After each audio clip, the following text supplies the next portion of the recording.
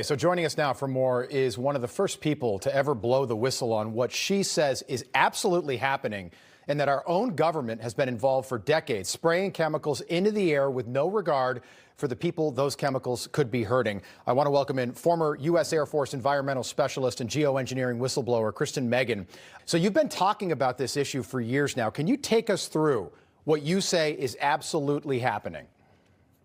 Yeah, thanks for having me back. This is absolutely happening, and it's basically now openly admitted.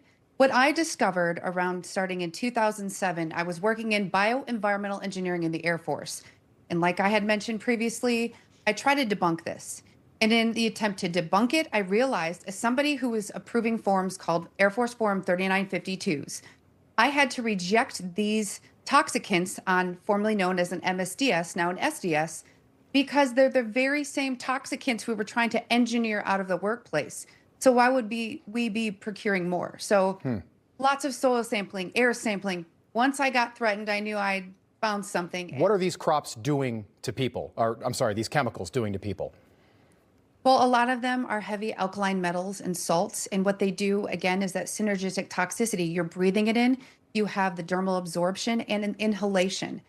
When you ingest that, it is eating away at your gut health. And the thing is when they're using strontium and barium, those things bioaccumulate in the bones, and it also displaces potassium.